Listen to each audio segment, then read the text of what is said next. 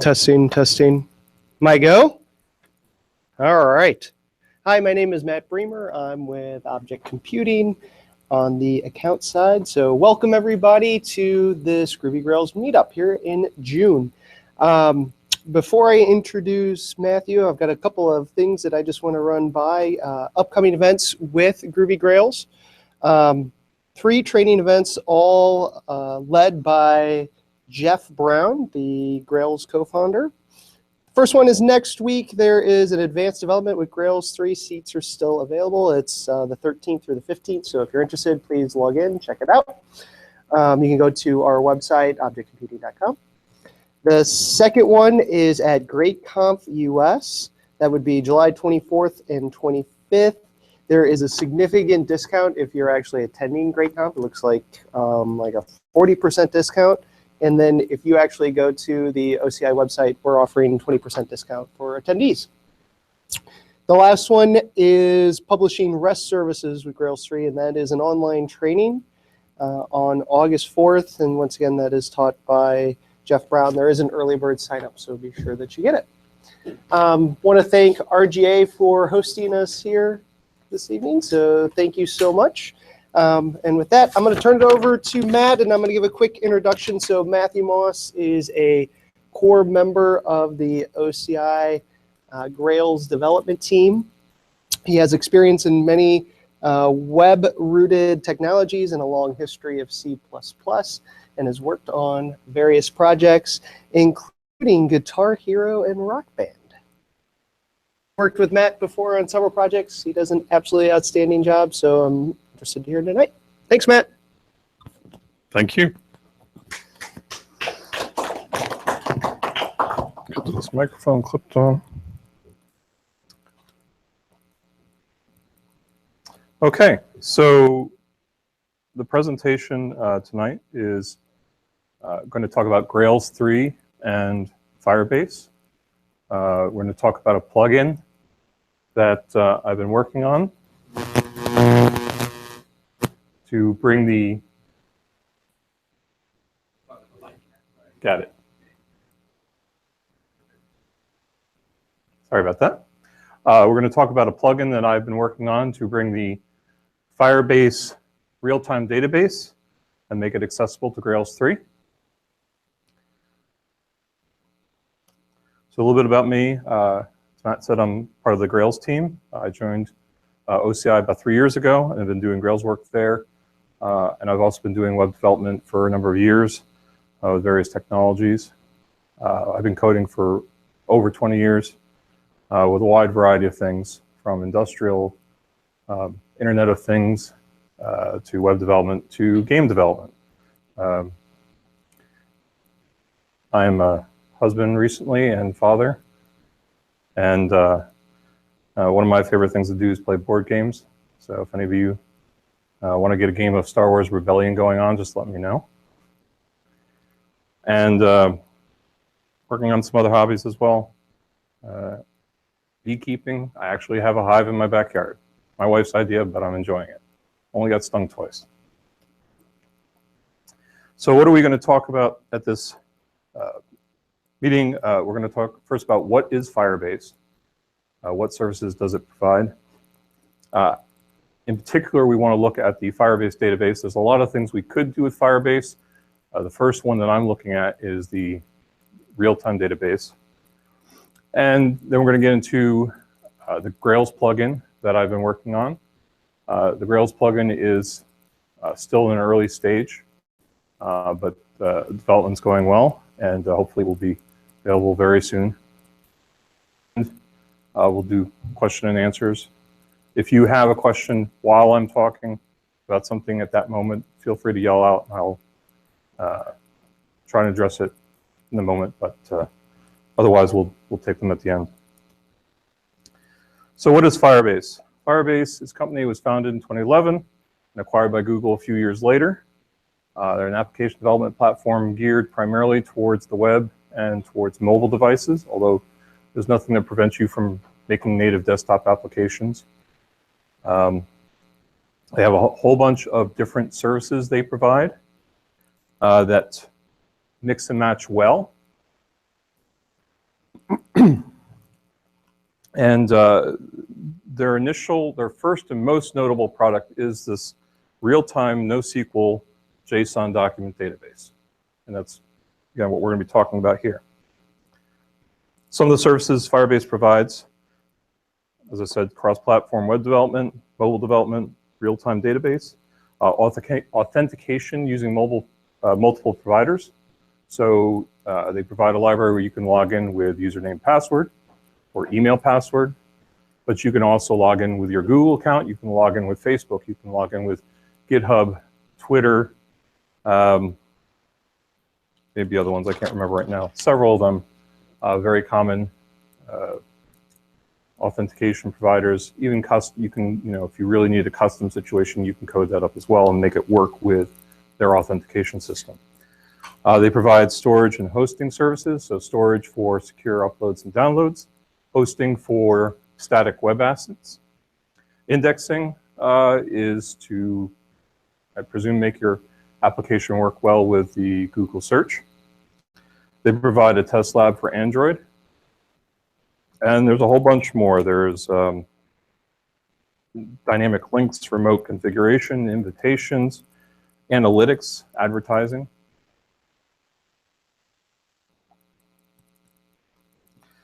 What is the real-time database?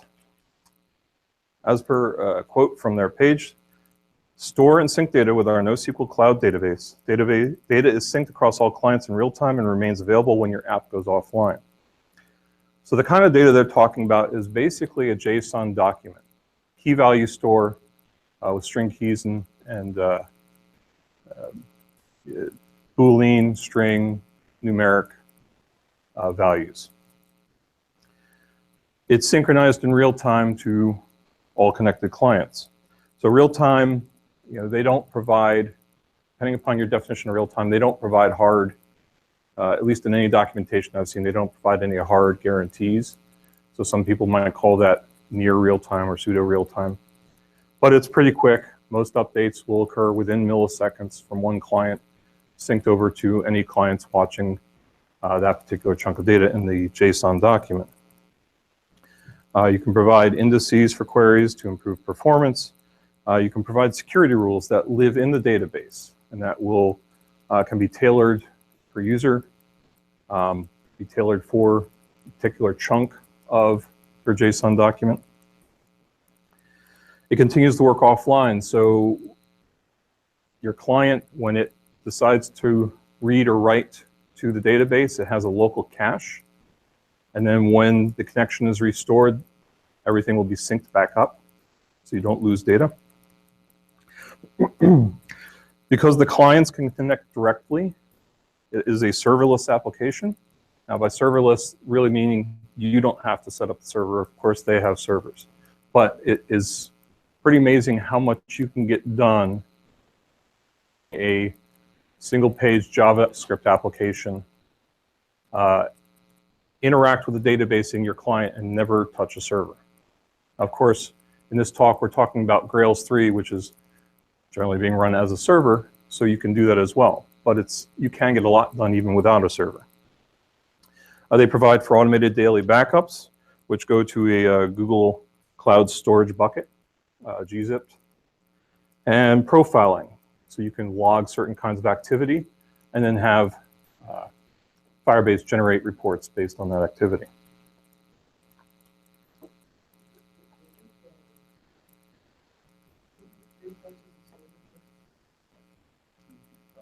So repeat the question again.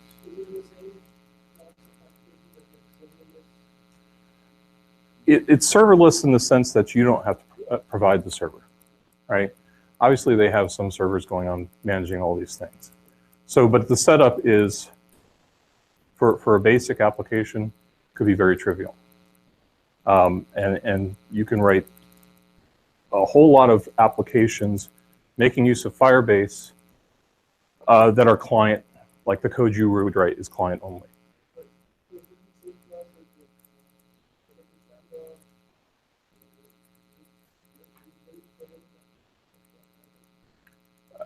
I'm not sure I understand the distinction you're making, but I would say yes. You can build serverless applications. So developing for the Firebase database, you have a number of options available to you. If you're doing web, you're typically doing JavaScript. Android, Java, iOS would be Objective-C and Swift. Admin is a library they provide in Java and JavaScript for kind of server side. They provide a REST API, and they have a whole bunch of libraries. I don't think they write them, but they recommend them, or at least they're provided links to these on their website at that URL. So Clojure, Dart, Go, Java, Perl, Python, Ruby. I think there's even a PHP one if you're into that. They provide APIs for Unity and C++. And you can, for the times you need it, you can edit the database manually. So on the left is the database for this current presentation, which is at the moment empty. But I can come in here and say demo and add a value. And now I've just added data to the database. Obviously, this is not how you want to normally do things, but it's great for testing, visualizing things that have changed while you're developing. Just get rid of that for now.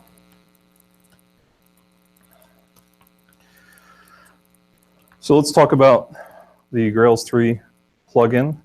My goal with writing this plugin is to provide access to the real-time database from Grails 3 applications. And I'm building it on the Java admin library. Since it's a JSON document, it's a very good fit for manipulating it with a Groovy map, KeyValueStore. So I'd like to be able to read and write to it like a map of string to objects.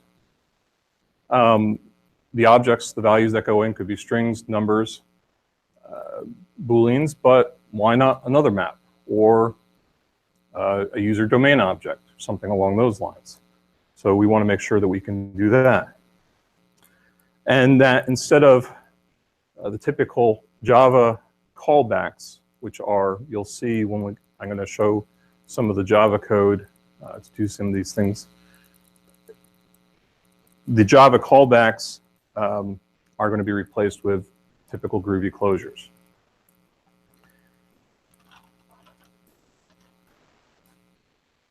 Also, since a lot of this stuff is asynchronous, there is a Grails asynchronous event system that I would also like to add in as time goes on. So here's a brief example of code. There's a Firebase document, which is a bean provided by the plugin. Gets injected in wherever you put that line of code. And I'm going to access a path in the document. So that's kind of a map-like access, array access, but instead of a single string, it can be a path. And Firebase will break that down appropriately into multiple levels of your JSON document. Access the values, that's going to give me all the users at that point. And then I can write a value. Here's another path, system status, and set value to a map. Let me go ahead and run this real quick. Give me one moment, not running the server at the moment. But there on the right, while the server gets started up, it's the same basic code. I also have it returning the user so you can see it's going to return a JSON response, which will be viewable in the browser. Okay, there's the first problem. So I'm not going to get deeply into security rules tonight. I just wanted to show that your rules live in the database. So if I go to the rules page, you can see this is kind of a global rule for security in the database. Read and nothing can be written. And I just proved that with my permission denied error here. So let me go ahead, set this to true. Now there's lots of other things you could do. And they actually warn you, oh, it's globally writable, don't do that. But you can still do it. There are a lot of things you can do with security to You can have different levels of security at different places in your document. But that's a whole nother realm I'm not going to get into tonight for time's sake. Did you have a question? My question was probably in part. You're not going to get into it. But it's at a high level. How would you, I'm assuming you could specify, like, the users have permission to write the database? What are the kind of rules that you're talking about? Right. You can, if your users have a kind of ID, you can use that to check that they have access to certain parts of it. Is it role-based, or is it? I think you can implement a kind of role base, I believe, but there's a number of things you can do, and I can't say that I've gotten deeply into that section yet, but For purposes of understanding what Firebase Document is that where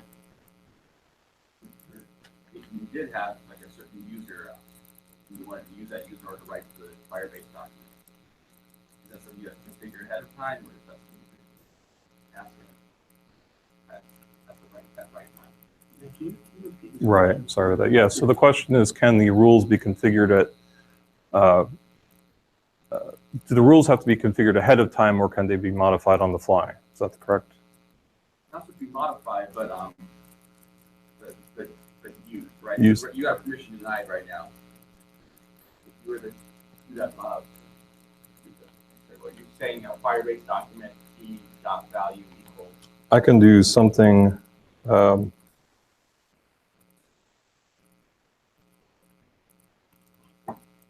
Do a comparison, for example, Okay. and this is something I've actually used to and tested and works, and that value I'm checking against auth.uid right now is coming from my application's configuration file. Okay. Is it being set in a header? For this right now, it's being set in the Grails application YAML config file. For a client, you'd have to do something a little different, and that I can't get into right now, but.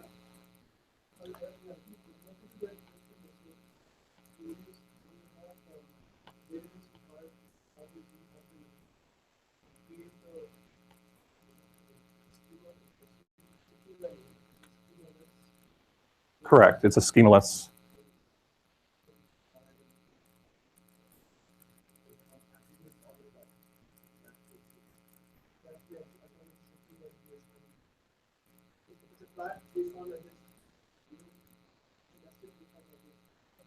Correct. It's a JSON document, and you can. I don't know exactly how the rules fit in, as far as can you change that during runtime or something along those lines. But the database itself is just, think of it like a JSON document. It can be nested deeply. It can, for the most part, have anything JSON could have in it.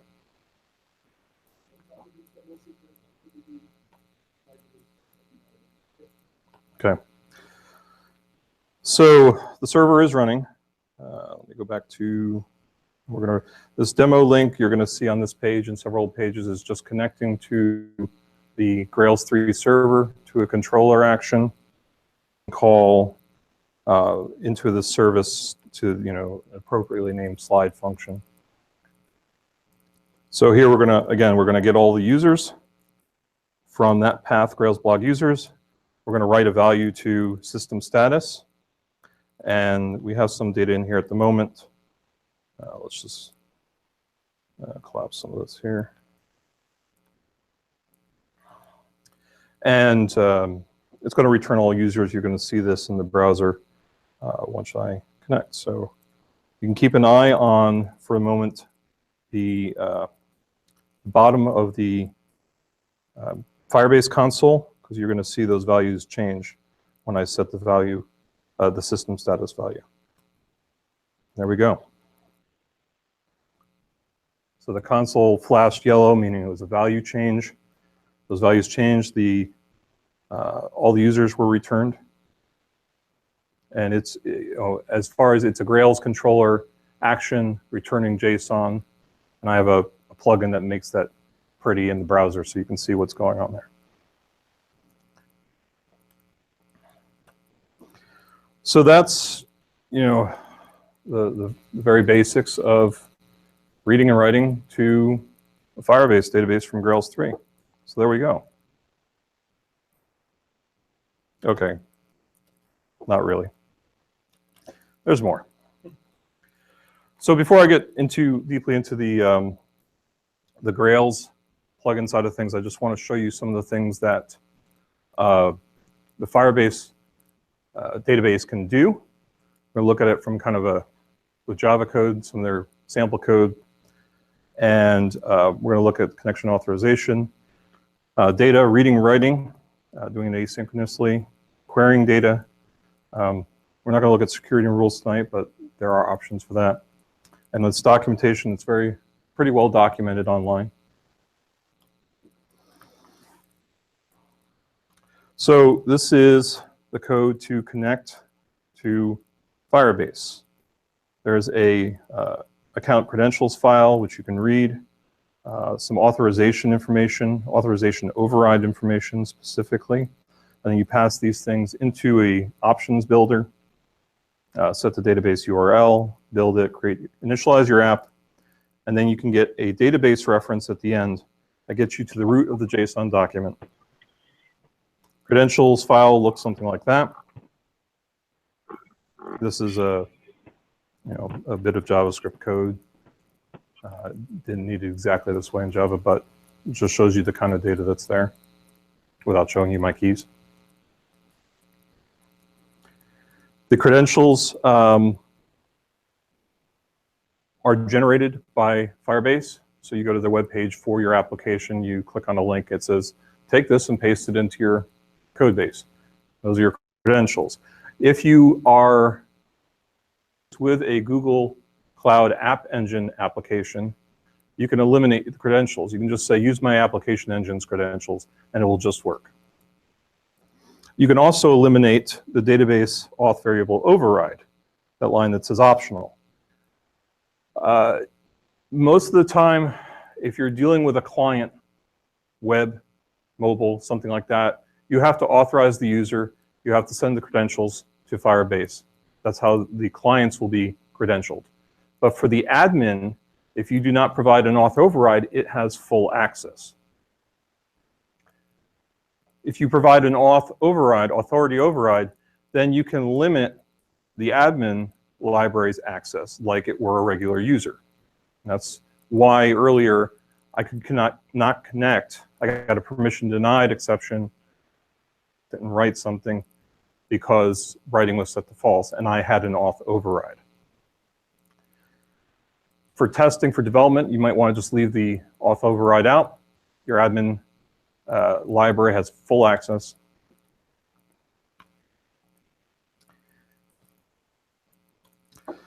Data is stored as JSON objects. Everything is JSON. KeyValueStore, all keys must be strings. Supports the basic types of JSON, string, number, Boolean. JSON supports arrays. Firebase does not, per se. It does by having numeric indices in a map. And it has some smarts about it. So if you set a value and you provide an array, it's going to generate a map with indices 0, 1, 2, 3, 4, etc.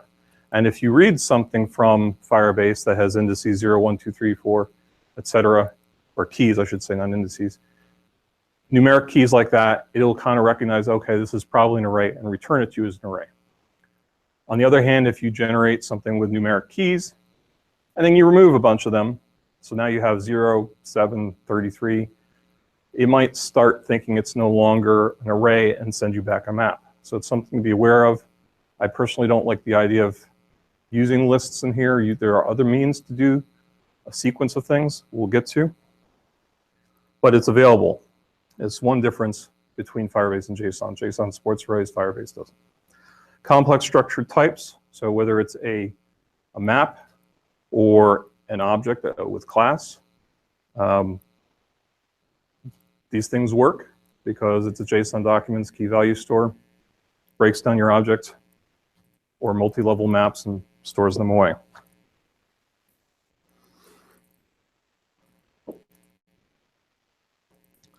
Reading data in Java is with asynchronous callbacks. So you create a value event listener. You attach it with the add value event listener call to a database reference. So in this case, we're looking at, on the second line, system status. So we're going to, at the bottom, add a listener to that. So anytime the value changes at that node in your JSON document, system status, you will get this on data change callback, and it's going to get the value, get the message, and then print that out. And then later on, when we're no longer wanting to listen to that node, we can remove event listener. Very typical kind of listener pattern.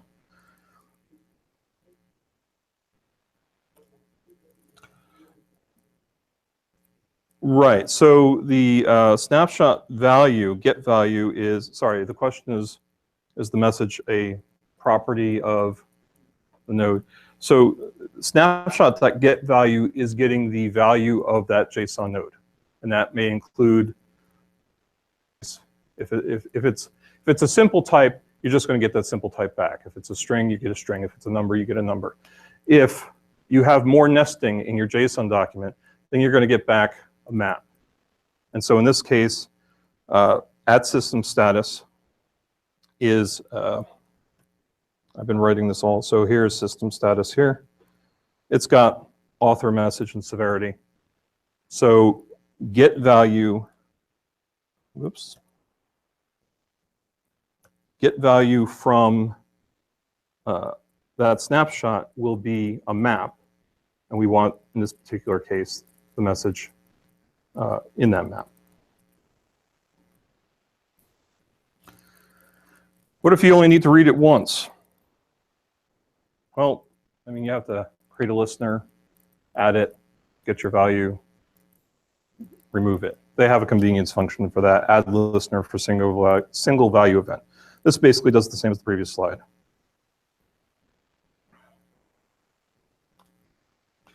You can watch for child events. So child added, child removed, child changed, child moved. Works similar to the other one. You're going to get a database reference. In this case, I want to look at the Grails blog posts. Post is added. So I add an onChild added to that node. It gives me back a snapshot. I get the value. I can read that value and provide a class, in this case, post class. So post is some Java class. It's going to fill in the members of that Java class, as long as they match up with the keys of the JSON document at that point.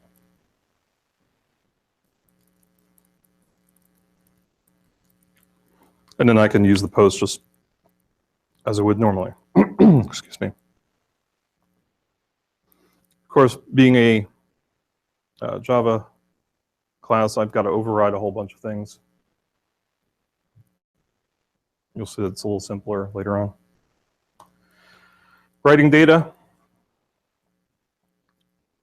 works similar in reverse. I get a reference.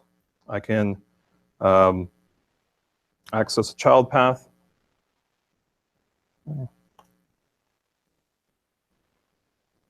So here, the second line says get reference from the database. But if you're getting a subpath from an existing database reference, you use child. It works the same way. It's just accessing a subpath of your document. So at J Brown full name, I set value to Jeff Brown. At Z Klein full name, I set value to Zachary Klein. Very simple, straightforward. I can do multiple values at once in a single operation. And I can use objects. So here we have a user class. I'm going to create a couple users, put them into a map, set that value. Notice I'm setting value on a ref that is higher level up. It's at the users rather than the specific path of users, J Brown, full name, things like that. Now, one thing to keep in mind is this kind of code where I do set value replaces the value at that node. So if I already had some users in the database and I use this code, it's going to wipe them out. Whatever existed there, there's a new value now. It's just Jeff Brown, Zachary Klein. That may be what you want. You may want something a little different. You have to be, as it's schemaless, and you need to be aware of what you're doing. You need your application to be controlling that kind of thing, or your client.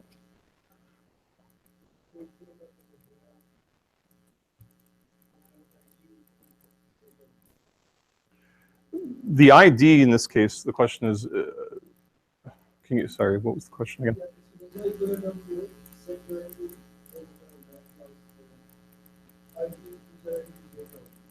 Okay, so the question, is there a where clause kind of thing? No, there's not in that sense. Your where clause is kind of just setting providing the proper keys and paths. Now there is a means to update specific values without eliminating other values.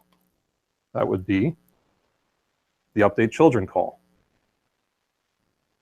So now I can provide updates to specific paths and specific, sub-documents of other documents, things like that. And I am doing an update children on the users node, Grails blog users. If there are other users, they will not be affected in this case.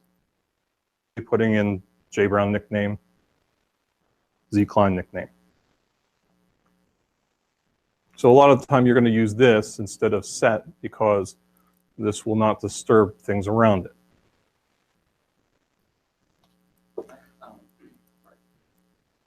I'm not, maybe you already said this, but I'm not quite sure if you got one more slide. Up? Up, I'm sorry, yeah.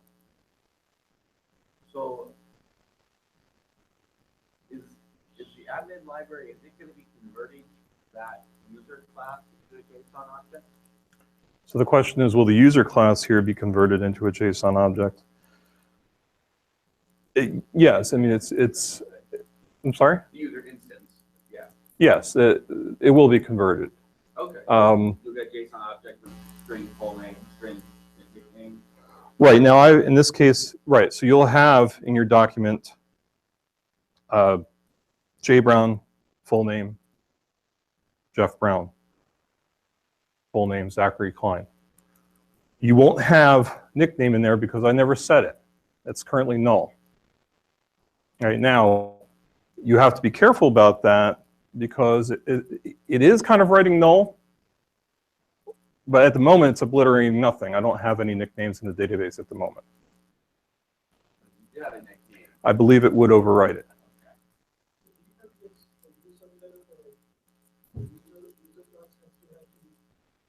Nope, the user class doesn't need anything extra. I think there is, I'm still figuring out a little bit about what I think the way that Firebase is dealing with getting data into what they need to write to the database is to serialize it.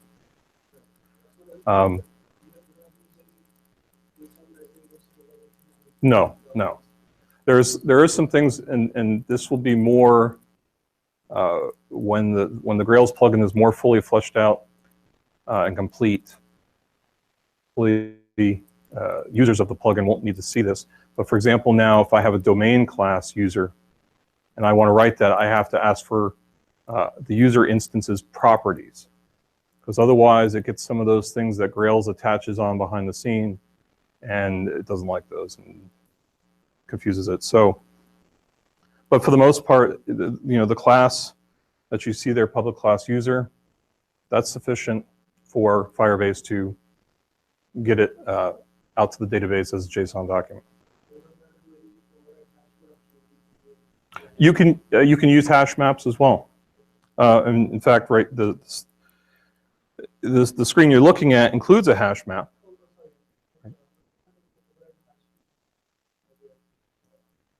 I don't believe you need to override hash key. It may prove useful in certain situations, but I have not needed to do that. Now, before I said that Firebase can interpret sequences, arrays, lists, and convert that into a JSON document with numeric keys. And if it sees When you're reading values from the database, if it sees numeric keys, it will try and convert that back to a list. It has some smarts about it, but you can do things to confuse it. A better option would be to generate unique keys. And Firebase provides a way of doing that that is fast and can be used offline because it's client-side generated. And there's this push function. So I can create a, if I want to add a post to the database, I can say postref push. Then that gives me a database reference to a path that includes this generated key. I don't even know what the key is at the moment, but it's there. So now I can say, at that reference, new post reference, set its value to this new post. Jeff Brown wrote a document called Announcing APL for Grails. I want with get key function, if for some reason I need that. And I can chain the calls together. So Zachary Klein wrote, Grails is awesome, I mean it. And it's just postref is the parent. I push new node, new key, set its value, done. And Firebase takes care of the work of making sure that that key will not conflict with others once it's synchronized. I don't know, that's magic to me. I haven't looked into that part, but part of the neat thing is that the generated key is based on a timestamp. Now, I would not use the key like some people figured out how to decode the key to get the timestamp back. If you need a timestamp for your own purposes, you're better to add that into the database as well. But you'll see in a short bit, we're going to do some queries. You may want to get things in chronological order, and you can use the key for that if you're using these push keys or your own keys.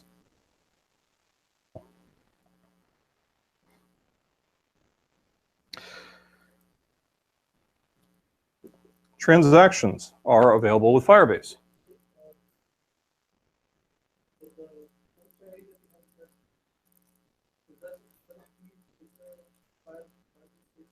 Yes, it's a key. The new post ID retrieved with get key is a key in a JSON document, the one that was just generated by push.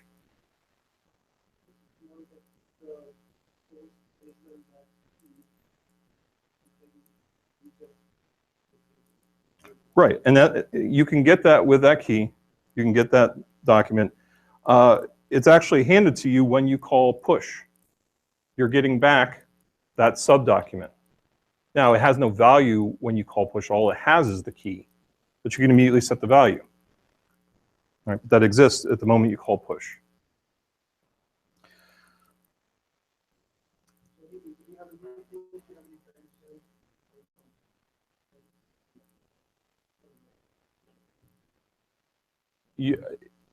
I would not use the key for a timestamp. If you need a timestamp, put it in yourself. People figured out how to use the key, but it's not a good idea. Transactions are available also. So if you have certain kinds of code that may have multiple users hitting it at the same time, that may be a good candidate for having a transaction. So in this case, there is a path at the top there to a particular blog post. And the particular blog post is that string that starts with -JRHTH. That's an example of a generated key. You don't really need to know what's in there, but that's an example. So for this particular post, we're going to get a subdocument called upvotes. I know, having written this code, that upvotes is an integer. So if I want to get the current value, like a user on a client hits the upvote button, I'm going to get the current value, I'm going to add it one, set it back. If multiple people do that at the same time, they're all going to get the current value of, say, 1, and they're all going to set it to 2, when it really should be 8. So a transaction, you can group, just like any other database, you can group certain operations together, and they will go all at once or none at all. And in fact, do transaction may be called multiple times. So you could start your work, and then Firebase decides, well, somebody got in before you. So it calls you again, and you have to start over. So these things should be small, they should be quick, they should be simple. And they should not rely too much on outer data or on some sort of state that will now be wrong the next if it has to call it multiple times. But you can do transactions. Some people want to use transactions to generate keys. Bad idea. If you have your own source for unique keys, you can use that, or you can use push is a better idea because push is fast, it's optimized, it's local to the client. Transactions always require at least one round trip to the server, if not more. So they're going to be slow, and they can't work offline. Push can. But if you need transactions, they're available.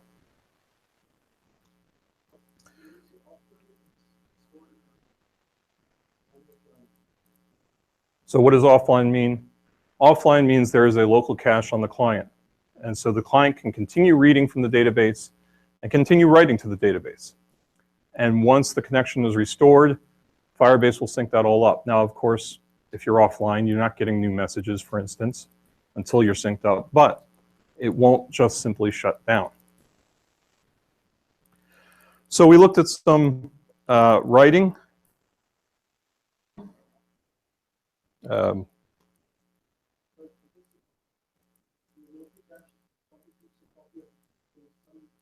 I don't know exactly how the local cache works, but it does. So SetValue, in this case, and some of the other previous slides I showed, just takes a value.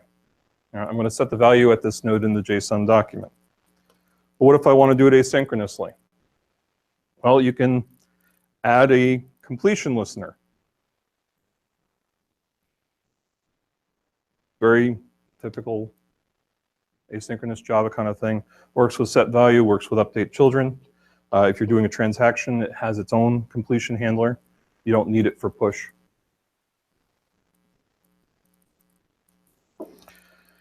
Querying data. So a database reference is also the beginning of a query, because you're going to query a node, a JSON subdocument. So from this node, and perhaps its children. So they have different orderings. I can order by child or by child key in particular. So if I, for example, show you the posts database as it is now, you can see a bunch of keys. These are generated keys with author values and that's not the wrong one. Sorry, not posts, users. All right, so users, we have some keys. We have full name, we have post count. So I can order by the post count. It's going to order ascending. And then I can add an event listener to that query. And on child added, I will get back the information. And it's going to come back in order that I asked for. I can order by the key. This is where those chronological keys come in. Right? I can create timestamps in my data for my own purposes, but things into your database by pushing, you already have an easy way to get the ordering chronologically. I can order by priority. Now, you haven't seen priority yet. When you set a value, you can set a priority on that node of your JSON document at the same time.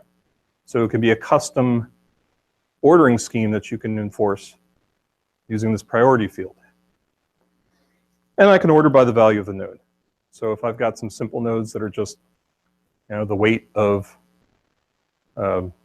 certain objects or things in the database, then I can sort by that value. When you do ordering, as part of the security rules, you can add indices. They're not required, but they can help performance. You might want to measure that performance penalty you're hitting, but if you add an indice to a slow query, then you can help your performance there.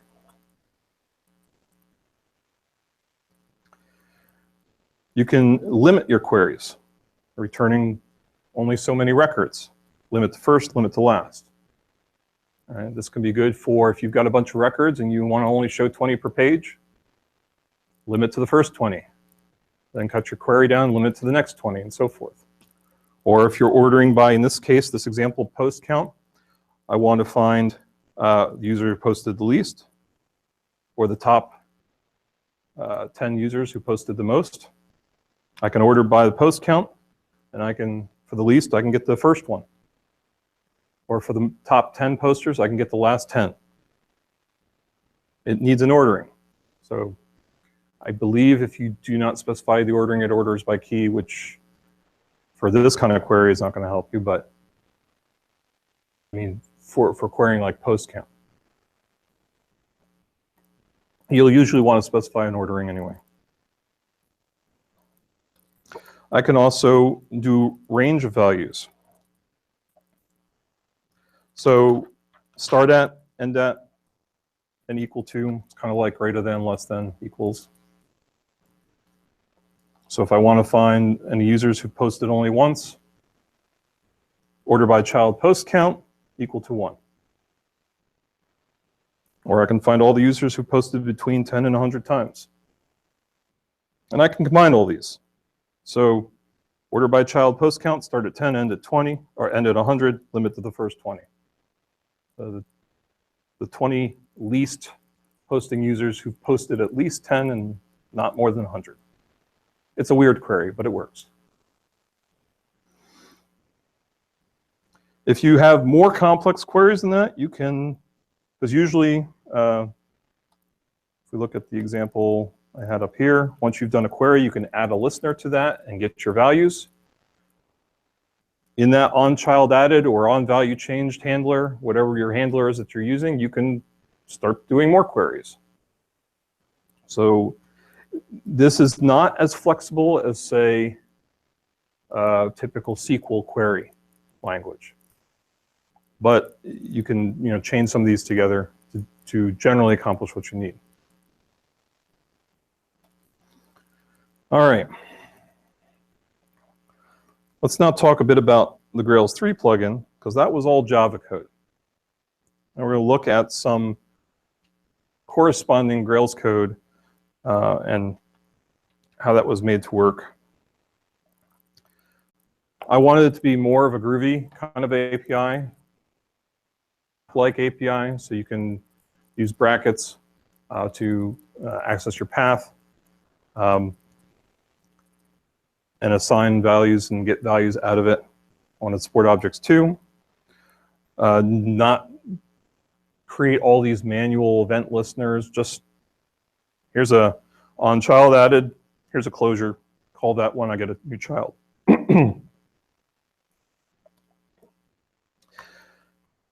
Configuration is everything. So I don't need all that initial setup code that we had with Java. That's taken care of in the plugin. All you need is your application YAML to specify your database name, your credentials, and your authorization override.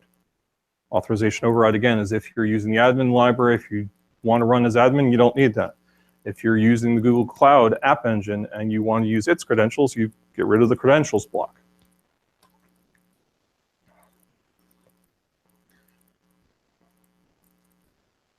So it's pretty simple configuration setup. And these values are just, when you go to the Firebase console, it just says, here's your values.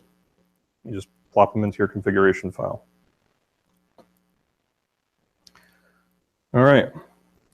This is, so first line, Firebase Document. That is a bean that's, you're going to see that in most of these slides. It's a bean that's provided by the plugin injected where you add that line of code. So I can get a subdocument at system status. And then on that subdocument, if the value changes, then I'm going to get a snapshot. In this case, as a map. I'm going to access that snapshot's value and get the message and print it out. And then later, we'll shut that off. So let's go ahead and to system. And we are going to, I have the server running back here. We have two actions, start and stop, just so I can, basically the same code. Status.on value event changed. When I stop, it'll be value event changed off, or status.off. So we'll start this here. And you can see we already have a system status. Don't panic. That's what you see on the left. So one thing to keep in mind with Firebase Database is when you have a value changed or child added event that you're going to listen to, if that stuff already exists in the database, you're going to get those events immediately. So the value didn't change yet, but it gives you the starting point. All right?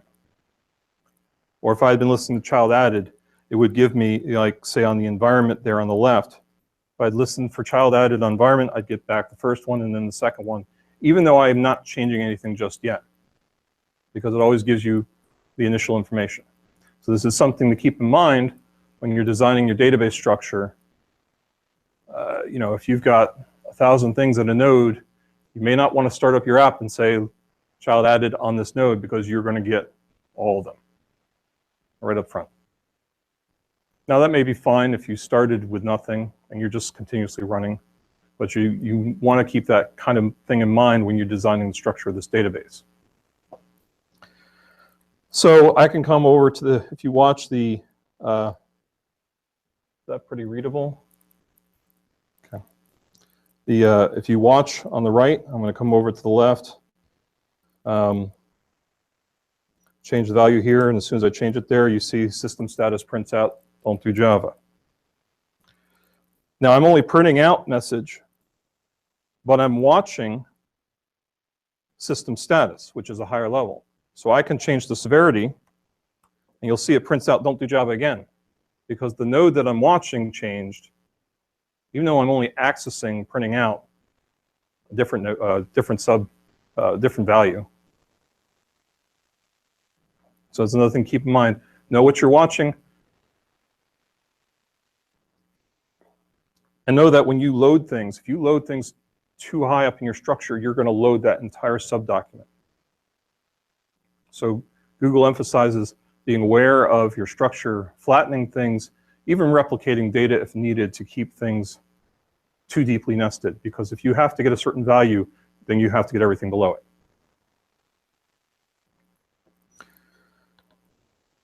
Change the value once more. Now if I come back to the demo and I stop it, okay, that just called another actual service call. This one here that does the off. All right, I'm providing a name up here on the that enables the listener, and one below that matches to disable the same listener. So now we can see we're stop listening for status updates. So if I come back here and I say, everyone loves Groovy. Okay, the database did change, but I got no further notifications about it in the server because I disabled the listener. Pretty reasonable stuff.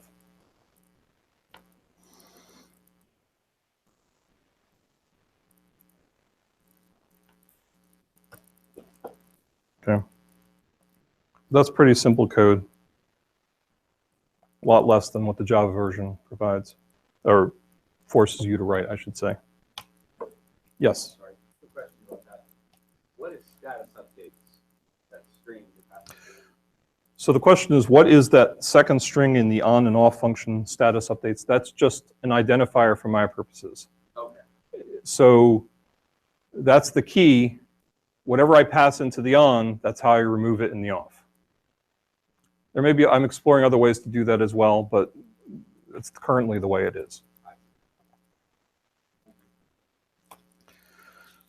Child events also work. So I can look at Grails blog posts, add a child added event, and get those values back, load them into a structure. So the posts is, let's go back to here. All right, there's a whole bunch of posts in the database already, and we'll go ahead and get them. Oh, sorry, the server code looks like that. I mean, basically the same thing. There's a little differences here or there between the server code and what's my slides just for presentation purposes.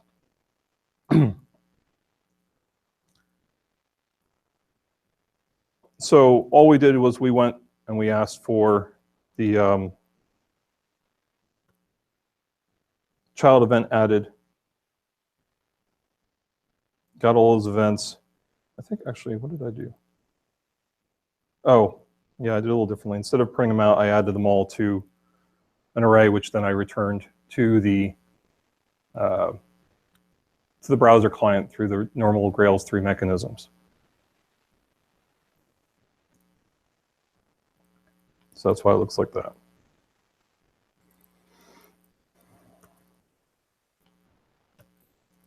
Oh, and that was, again, that was what I wanted to show. Let's do that here.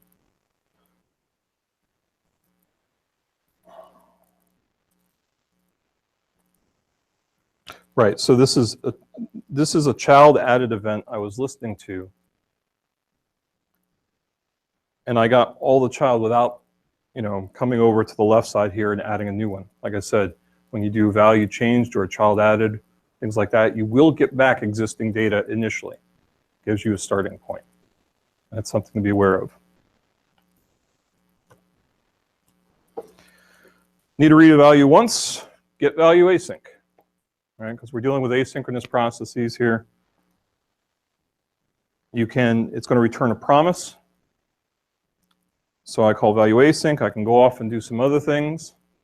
And then I can call get on that promise to get the values out of it. And that get call will block until the asynchronous value read comes back. Or it'll throw if there was an error.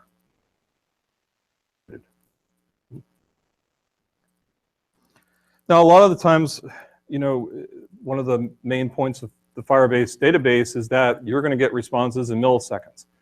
You may not have time to do anything else, or you may not want to do anything else while that value comes back. So you can do it synchronously too, and that's what the basic the get value call is.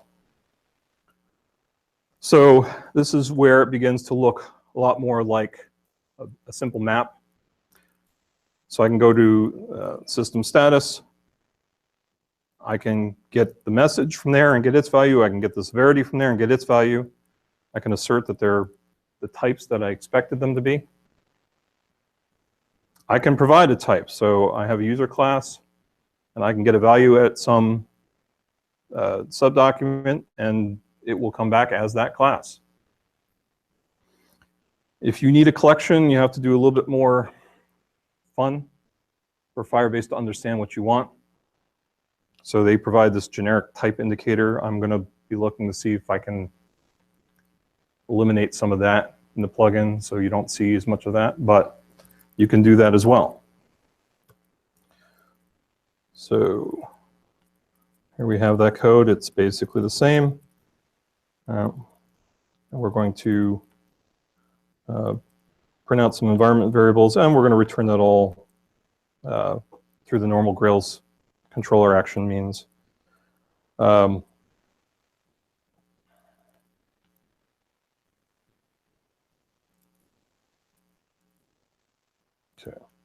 let's run this demo. Okay, so it came back. The status it got from system status, the environment it got from system environment. It returned the MOS user, and no exceptions were thrown. And you can see I'm actually using, a real class here. That's all it is. In fact, this is a domain class. One workaround I have right now is that when you're accessing domain classes, you need to, it's more for writing than reading, but you need to, oh yeah, here, deal with just its properties. Hopefully that, I can eliminate that a little bit later.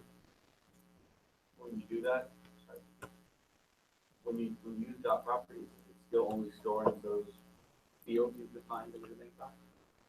So the question is, properties will include a bunch of kind of metadata about the domain object too.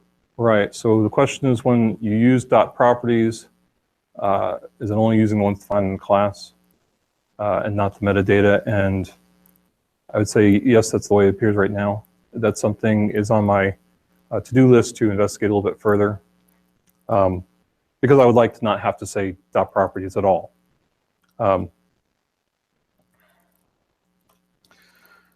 Writing data. At this point, you probably already know how to do it. So you can set value, add a path. You can do a set value with a JSON document instead of simple types. So that second thing, users.doc.value equals, and it has a map with J. Brown and Z. Klein as keys.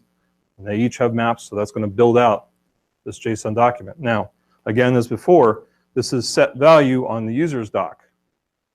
So any other users that are there will get wiped out. I'm going to show you in a second. We have update as well. You can do a set value with a user class. And you can do it asynchronously and get a callback when it's done.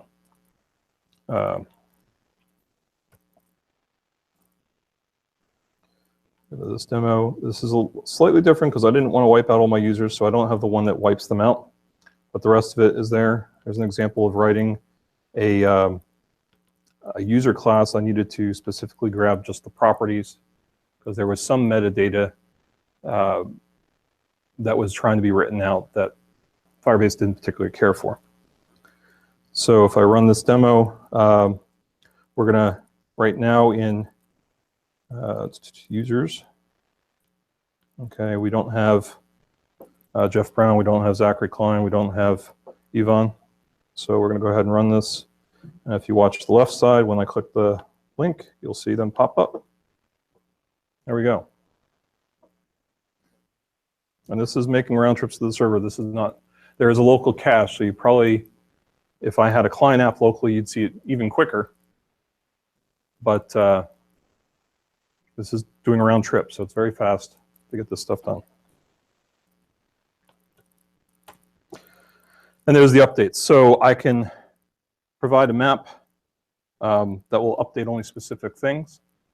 I would like to add something where you can provide objects, let's say only update this field or something along those lines. So I wouldn't have to, you know, I could just deal with the objects and say only write these fields rather than build a new map with the values and paths and such. But this does work. So again, if we watch the left side, you'll see some nicknames added to Jeff Brown and Zachary Klein, and the post count for Sergio will go from 37 to 104. Boom. That was this code right here, basically the same.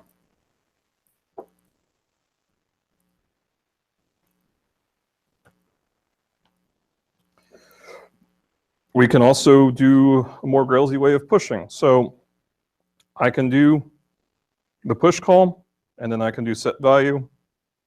Again, the same way as you do set value before, I can get its key if I need it for some reason. I added left shift operator. It does push and set in one quick move.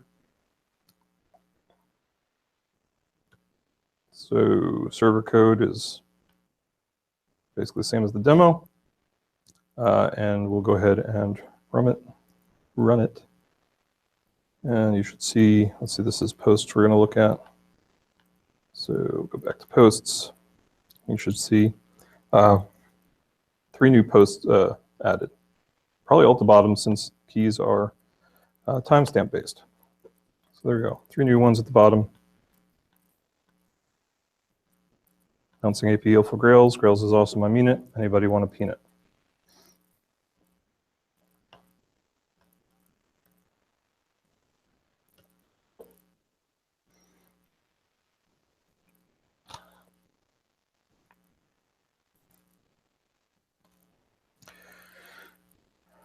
If you, like before, have things that require, say, read, modify, write,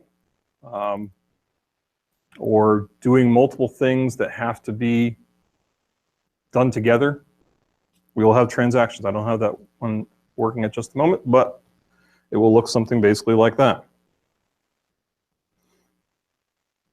And this is basically the code you had on the Java slide that had all sorts more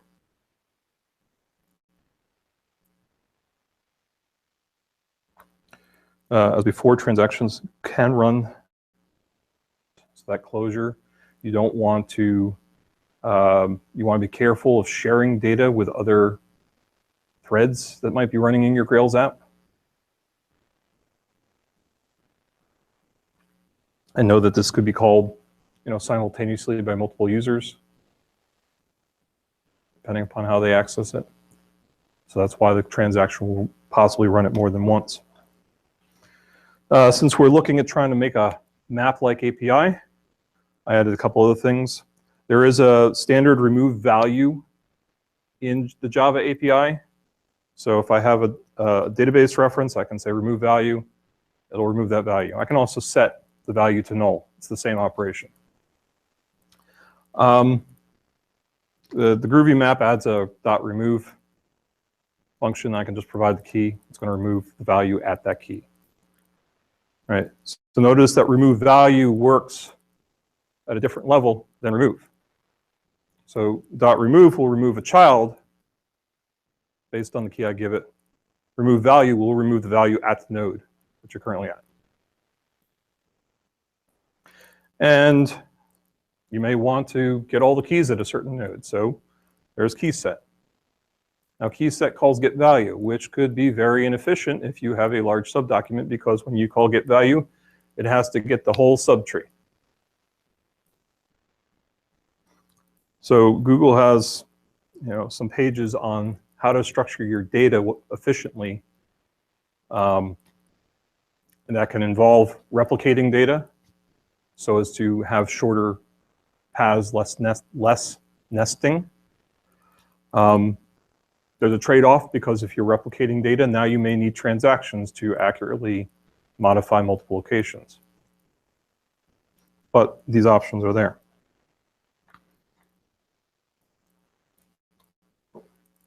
Querying data. I threw together a little DSL just to seem like an interesting way to query your data. It does basically the same thing as before. So at a certain node, I can start a query, order by child post count, start at 10, end at 100, limit to 3, get each value. Now, the get value here is, remember, that's returning a JSON document. We're looking at users here in this case. Let's go back to users. So value is going to be the value at the user's node, which is a map. The keys being G. Rocher, I. Lopez, J. Brown, J. Klee, M. Moss, right? And then they each have their value, which is another submap. So that underscore, because I don't care about the key in this case, I just want the user data here.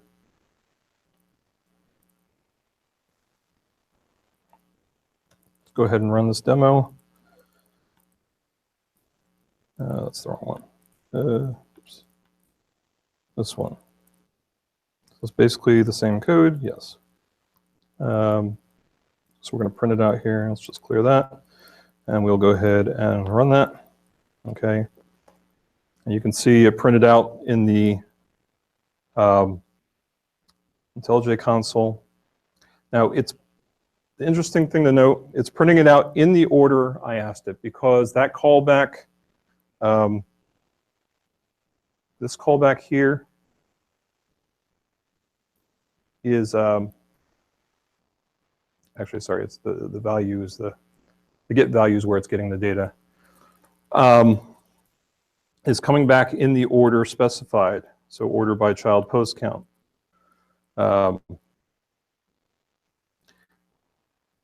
That may not be the correct order here, because as a map in a Grails action, maps aren't guaranteed to preserve the order. So don't take this ordering on the right here at the moment as the order by key or the order by posts. But there's the top 3 posters. Now you notice that Sergio over here, he's got 104 posts. Why didn't he show up as one of the top posters? Well, Come on here.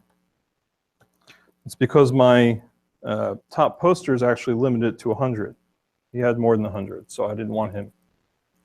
I mean, he's a nice guy and all, don't get me wrong, but that's why he didn't show up in my query.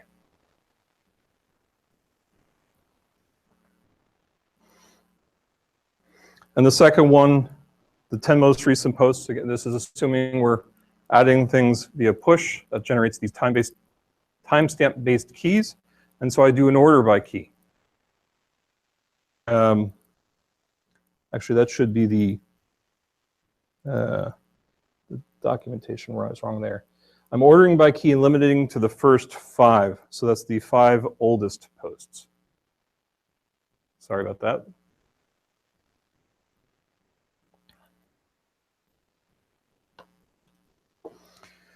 All right, so we're probably quite over time. Phone's dead. I want to do one last demo here. We're going to look at a simple chat room-like application. All right, so which is contained basically in this function start chat. So I'm going to watch on, I'm going to have a root of path of chat in my database. I'm going to watch for new users on a subpath. When a new user is added, I'm going to get its value, and I'm going to store it. I have a map up here. I'm just keeping it in. And then I'm going to send a message. And I'm going to push value to a new path messages with a timestamp message that says, welcome such and such person to the chat, and says this message was written by the admin, and I gave him a color white, just to distinguish when you see the clients. And then I'm going to watch on another path, sent. These are messages that were sent from the clients.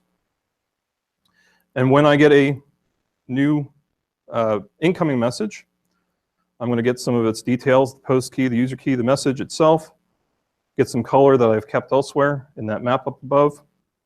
I'm going to censor some bad words, guilty, fuchsia, sausage. All right, so in the message that came in from the client, if I find those words, I'm going to replace those words with a bunch of asterisks. This is where you could do other things in your server. You could take these incoming and store them in as domain objects in your database. You could collect statistics. You could censor things. You could do some AI to learn who to block and who to let through automatically. Any sort of typical, anything you might think of. And here I'm just going to guilty stupid words. And then I'm going to send messages back out to the messages. So the messages subpath is the outgoing. That's what the clients will receive. And the sent path is the incoming from the clients. So the modified message will get sent out with the timestamp, the modified message, and the user key we already know, and we have their color, we send that back out. And I don't want the incoming to stick around. If I have to restart the server or something, or I don't need that extra data. So the incoming key, right, the message that was sent by the client, I'm going to remove it. Get rid of it. Now this should probably be in a transaction with the previous call. Make sure they happen at the same time. Like I said, I don't have transactions quite working yet, but you'd want to do something along those lines. So now we are going to come back to the demo here. And let's close up those. Where's my presentation? Let's have this a second.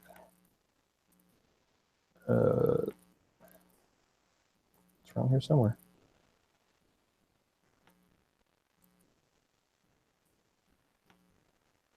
Oop. What the heck? Oh, here it is. Okay. So I'm going to start the server. Okay, you're not really seeing anything going on because the server is just listening for events. Nothing's happened yet, and there's no existing data in the database. I'm going to start a client. I'm going to run the node server that runs the client.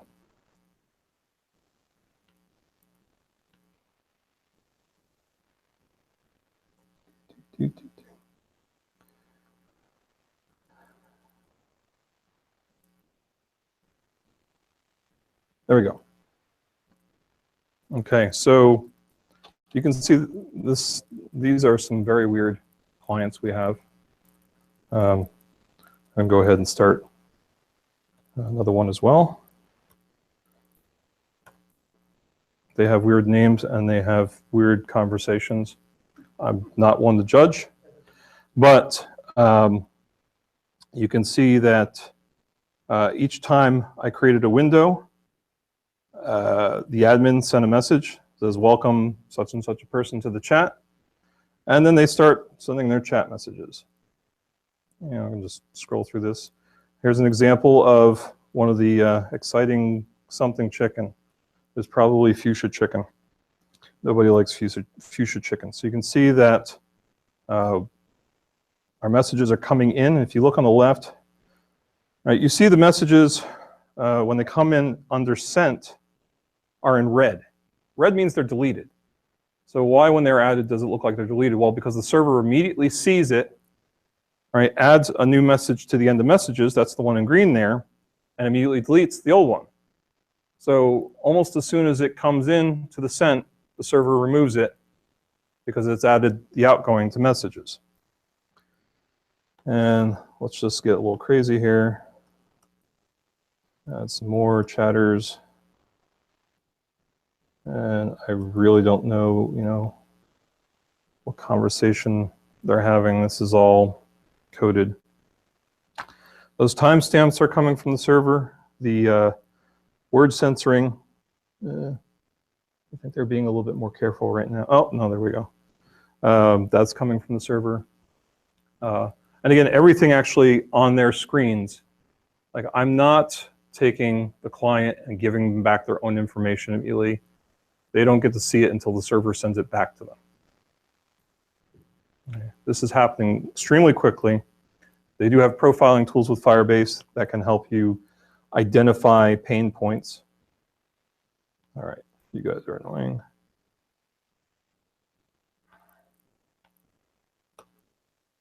All right, finally, what's next? Some continued development of the plugin, fleshing it all out, making it more groovy, making it more Grailsy, making it more async, or providing new ways to interact with it asynchronously. There's a possibility to separate this into a Groovy extension and a Grails 3 plugin. Because some of the stuff that's going on, the Grails 3 plugin right now is mostly a new API that works like a map. Well, can we just provide that outside of a Grails 3 plugin, make it available to more users? So that's something I'll be looking into. What about GORM for Firebase? All right, we have GORM for a number of things. One of them is Neo4j. There's MongoDB is a JSON-like document database, KeyValueStore. GORM for Mongo, why not GORM for Firebase?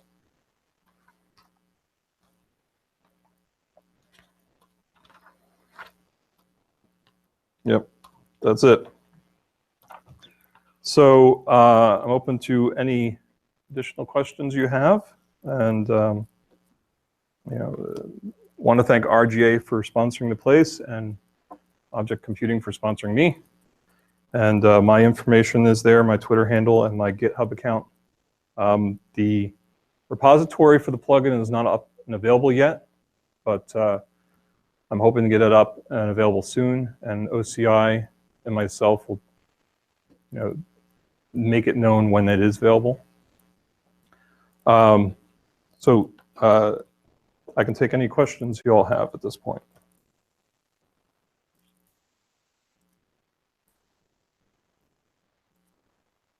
No questions? All right, then. Thank you very much for coming to my talk, and hope you liked it. Have a good evening.